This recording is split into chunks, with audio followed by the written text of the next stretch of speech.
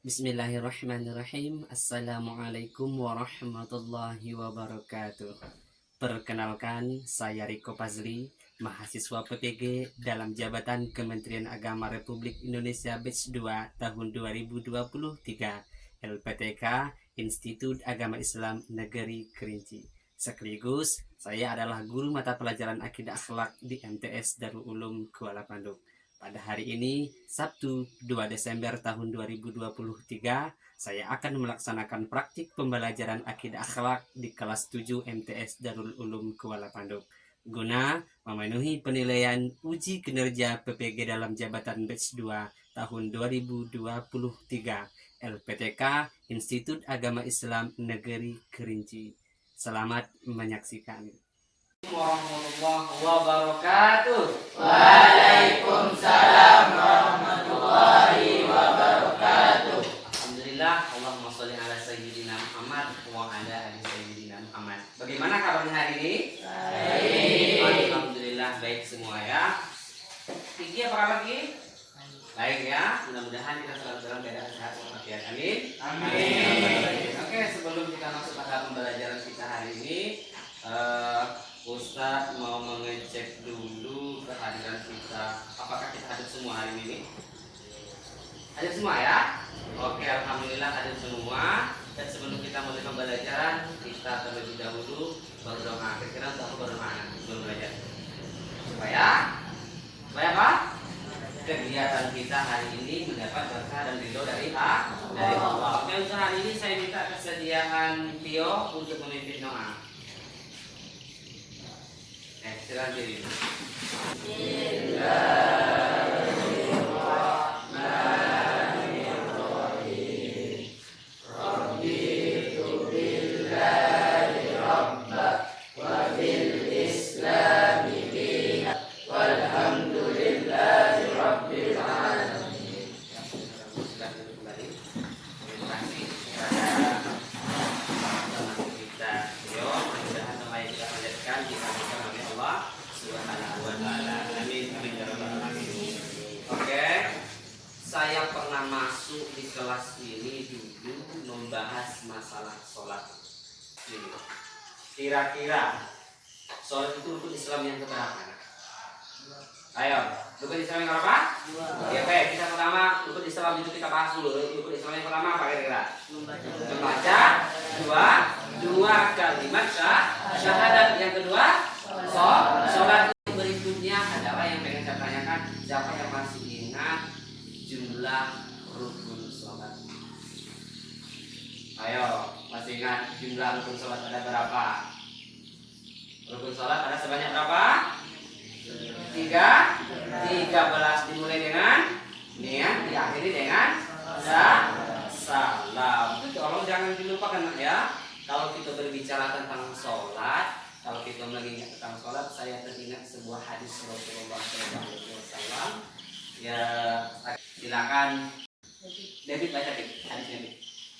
Faqala sallallahu alaihi wasallam as-salatu imadul dinah faman afmaha faqad aqamat dina wa min taraka faqad adamat dina. Oke, baca artinya nak. Artinya, sholat itu tiangnya agama.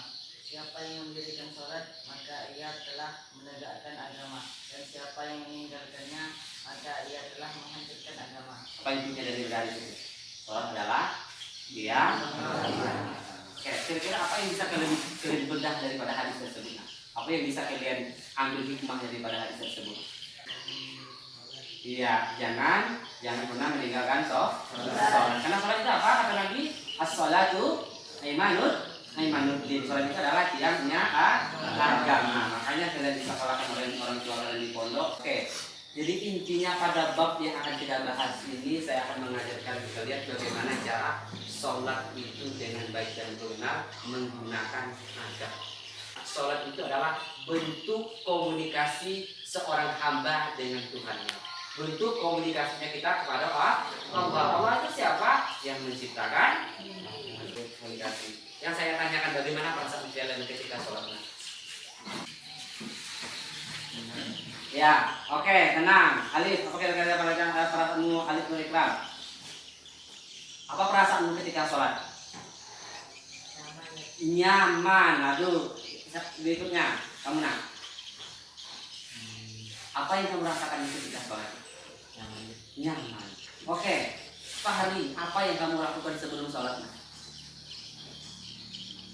Apa persiapanmu kalau ketika kamu menghadap Allah? Apa yang kamu siapkan? Ya, yang kamu persiapkan kira-kira apa? Oke, bagus. Iya, berpakaian yang baik dan menutup aurat. Siapa lagi kira-kira nak? Apa yang kalian persiapkan ketika kalian melaksanakan sholat itu? Kalau kita pengen pergi pesta, ya kita siapkan pakaian yang baik, sendal segala macamnya, pakai parfum segala macamnya. Ketika sholat apa kira-kira? Oke. Iya, berwudu sudah pasti ya. Apa fungsi wudu? Siapa yang tahu? Fungsi wudu? Ya, menghilangkan hadas kecil. Kenapa kita ketika sholat harus dihilangkan hadas kecil? Karena itu salah satu. Kalau selesai sholat apa yang dilakukan? Nah, berzikir dan juga berdoa. Nah, iya, bagus sekali. Oke, saya mengucapkan terima kasih kepada jawaban-jawaban dari anak saya. Sekarang saya pengen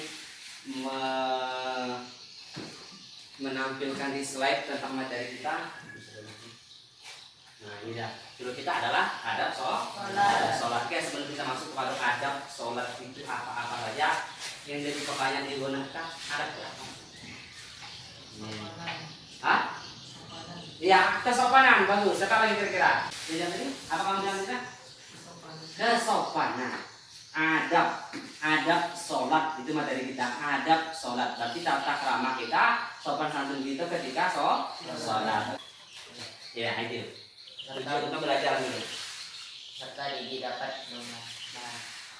Menganalisis dan membiasakan adab sholat dalam kehidupan sehari-hari. kriteria ketercapaian tujuan pembelajaran. Apa saja?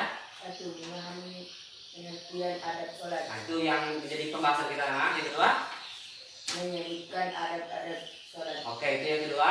Berikutnya, berikutnya kita masuk kepada pengertian dan adab sholat. Kenapa sholat perlu pakai adab?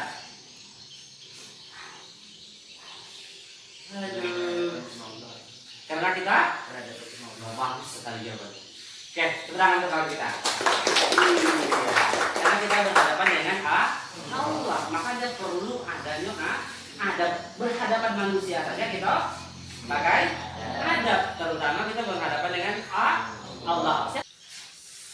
Silakan tengok video, nanti akan saya tampilkan video. Kalian salin di buku di LKPD. Di LKPD ini lembar kerja peserta didik ini saya kasih satu. Nanti kalian salin apa saja isi video itu yang macam-macam adab sholat. Ya, silakan kalian salin sesuai dengan yang ada di video. Silakan yang dia bagikan kepada kawan-kawan ini. Oke? Simak videonya, dengarkan videonya. Nanti silakan kalian catatkan apa saja yang menjadi adab sholat itu. Ya? Silakan buat namanya masing-masing, namanya aja. Materi yang pertama adalah adab sholat. Sebelum membahas adab sholat, kita harus tahu dulu apa itu sholat. Sholat adalah ibadah wajib bagi setiap muslim yang sudah balik dan berakal. Sholat pada hakikatnya adalah bentuk komunikasi antara seorang hamba dengan Allah Subhanahu wa Ta'ala. Akan tetapi, banyak orang kurang bisa menikmati ibadah sholat. Hal ini bisa disebabkan beberapa hal. Di antaranya adalah karena ia menganggap sholat hanya rutinitas belaka. Dan yang terakhir, supaya kita khusyuk, Nabi memerintahkan sholatlah seperti sholatnya orang yang berpamitan dari dunia ini. Maksudnya, sholatlah seakan-akan ini adalah sholat kalian yang terakhir di dunia. Jadi tentang apa? Ada sholat. Silakan jawaban kalian yang ada sama kalian itu silakan kalian pertanyakan sama saya. Kira-kira apa yang perlu kalian pertanyakan dalam adab sholat? Nah, yang pertama apa tadi? Menjaga waktu. Siapa yang bisa memahami menjaga waktu itu apa? Ayo, Open your mind, nah, buka pemikirannya. Menjaga waktu ya dan batas-batasnya. Apa maksudnya itu? Apanya? Iya, oke, bagus sekali. Siapa lagi kira-kira? Iya, apa maksudnya itu? Nah? Artinya apa itu? Nah, terus? Iya, bagus. Apa lagi kamu bisa jawab? Bagus sekali, keren. Yang sebelah sini, apa maksudnya itu? Nah? Apa tadi? Membersihkan tempat sholat dan tempat sujud. Apa sih artinya maksudnya itu? Nah? Kayak yang sebelah itu. Jangan sempat sholat di tempat yang najis. Iya, jangan sampai sholat di tempat yang ada najis. Siapa lagi yang bisa kira-kira? Open your mind. Buka pemikirannya. Oke, masuk yang ketiga. Apa yang ketiga katanya? Sama-sama. Masuk yang nomor 3. Memakai pakaian yang terbaik. Artinya apa itu? Kita ketika sholat memakai pakaian yang yang bagus. Jangan pula pakai baju compang cantik. Oke, saya ngambil studi kasus seperti ini. Nah, saya akan menceritakan sebuah kasus. Menurut kalian soal apa yang saya ceritakan ini tentang hikmah ya. Kita angkat Yahya. Yahya ketika itu pengen sholat zuhur di rumahnya. Pengen sholat zuhur ya. Kalian ibaratnya mau mandi dari tadi. Pengen sholat zuhur. Ketika sholat zuhur itu cuacanya panas sekali. Panas betul cuacanya. Yahya pakai sarung, habisnya pakai singlet saja. Terima tak sholat Yahya? Iya, diterima. Diterima sholat Yahya? Kenapa diterima? Ya, kita sudah begitu orang. Kira-kira apa yang kurang daripada sholat Yahya? Kurang apa doa? Berarti bisa ya. Ya, sah sholatnya? Sah saja, tetapi hadapnya kurang. Nah, itu yang perlu diketahui ya. Sholat harus memakai adab. Apa lagi yang terakhir tadi? Menyesal serta bersedih. Menyesal serta bersedih. Apa artinya? Menyesal serta bersedih. Iya, satu berdoa kepada Allah. Menyesal dan bersedih. Apa tadi? Meminta ampun. Meminta ampun, jelas. Ya. Yang pertama tadi apa tadi? Berdoa katanya. Yang habis itu kata kawannya tadi apa tadi kan? Meminta ampun ketika dalam sholat. Oke, itu apa dia? Minta kebahagiaan. Apa lagi? Kira-kira? Ayo, apa lagi? Kamu nak? Menyesal dan bersedih diri. Apa maksudnya? Khusyuk di dalam sholat. Apa maksud khusyuk? Kalian tahu khusyuk? Fokus kayak satu. Apa lagi? Dibedah lagi. Khusyuk itu apa? Tidak bermain-main. Oke, lanjut. Ayo. Bacakannya sholat terlebih dahulu. Iya, oke, bagus. Yang dipikirin di dalam sholat. Apa tadi nak? Yang dipikirin di dalam sholat. Iya, good. Terus jemaah dekat dengan orang-orang tua. Oke, bagus, mantap. Yuk.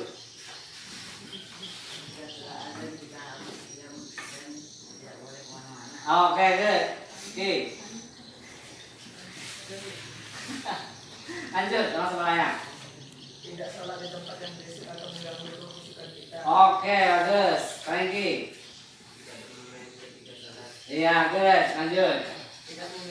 Tidak memikirkan apapun selain Allah. Oke, semangat. Lanjut. Pembacanya kebetulan. Oke, good. Menguruskannya enggak kayak gitu. Waktu sejak berpikir nanti ini. Iya, fokus kepada isi sholatnya. Oke, Rizal. Oke, mantap, bagus. Apa nak? Tidak memandang kiri kanan. Oke, good. Oke, keren banget. Tidak tergesa-gesa. Lanjut. Apa nak? Menenangkan diri. Oke, itu tadi beberapa tips supaya sholat itu khusyuk. Boleh saya luruskan? Ya, sebenarnya banyak cara untuk supaya sholat bisa khusyuk. Salah satunya adalah apa? Sampai kalau lagi kira-kira selain ini tadi memahami arti bacaan sholat. Ada berapa sih ada sholat? Ada. Yang pertama Artinya apa tadi? Jaga waktu dan batas-batasnya. Artinya sholat di awal waktu. Yang kedua apa? Bersihkan dan merapikan salat apabila kita Artinya apa? Artinya apa? Bersih-bersih dulu sebelum sholat. Yang ketiga apa? memakai pakaian yang bersih. Yang rapi, yang bersih, tidak ada penajis. Yang keempat, menyesal dan serta bersedia. Yang terakhir apa? Kita ada pertanyaan tak dari situ. Jadi 1 sampai 5 itu. Apakah benar-benar sudah paham? Saya maunya materi yang hari ini kita pelajari kalian praktekkan dalam kehidupan nyata. Oke, kalau sudah paham semua, tepuk tangan untuk kita semua. Oke. Kalau sudah paham, saya bagi kita menjadi kelompok. Nanti saya tugaskan untuk kita praktek di masjid. Prakteknya praktek sholat. Silakan kalian berembuk sesama kalian. Nanti kalian kan pengen presentasi, nah ya, presentasi nanti di masjid. Silakan kalian berembuk sesama kaliannya. Bagaimana presentasi kalian nanti menarik gitu.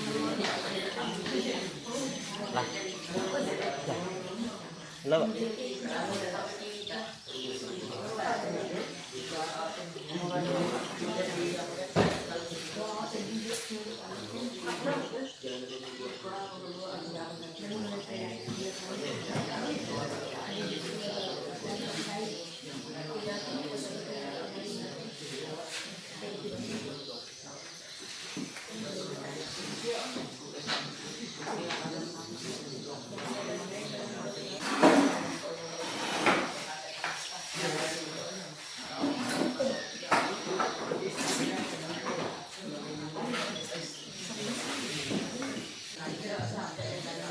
Oke, ada berapa nak? Berapa kali? Berapa kali? Nah, belum. Oke, lanjut. Mana? Apanya? Soal aja. Soal salah selesai. Saya cuma nengok kebutuhan kalian. Memperhatikan ada salah atau tidak.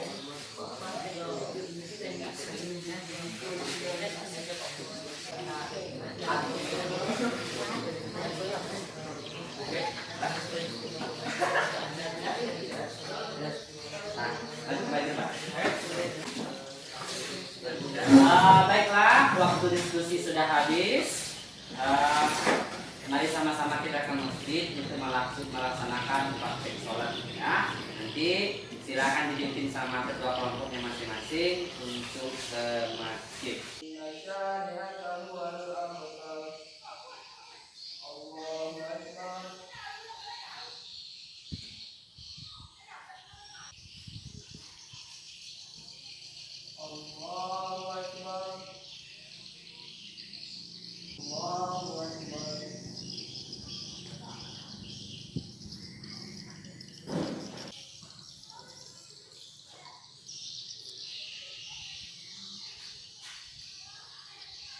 Assalamualaikum warahmatullahi.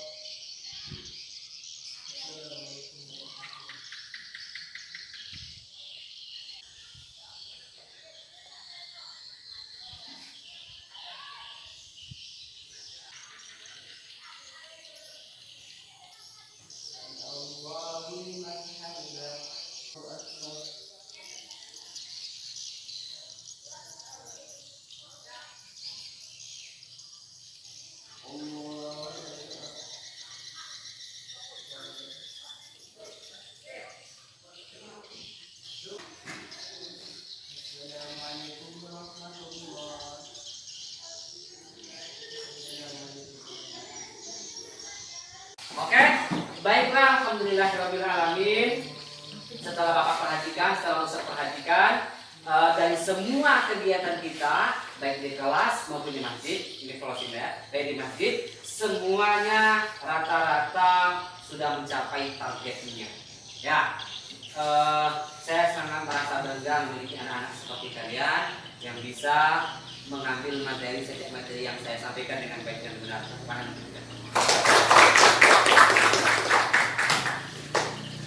Oke, dari 2 jam pembelajaran kita hari ini mari sama-sama kita menyimpulkan pembelajaran kita hari ini. Adab sholat adalah sopan santun ataupun tata krama ketika menghadapi Allah. Jadi adab sholat ada berapa adab sholat? Oke, yang pertama. Oke. Setelah kita mempelajari adab sholat ini, saya menjadi sebuah pertanyaan. Mari kita renungkan bersama. Apakah sholat kita selama ini sudah menerapkan adab-adab di dalam sholat? Ya, jawabannya ada di hati masing-masing. Artinya apa? Kalau rasanya kalau sholat kalian belum menerapkan adab sholat, kedepannya harus menerapkan adab sholat. Jadi seperti itu. Menurut kalian bagaimana pembelajaran kita hari ini? Apakah menyenangkan atau membosankan? Alhamdulillah, Alamin. Baiklah, untuk kegiatan selanjutnya kita akan melaksanakan asesmen sumatif. Asesmen sumatif kita ada asesmen ujian di akhir bab, ya. Silakan untuk ujian akhir bab, saya minta waktunya cuma 10 menit, ya. Nah, dari bab.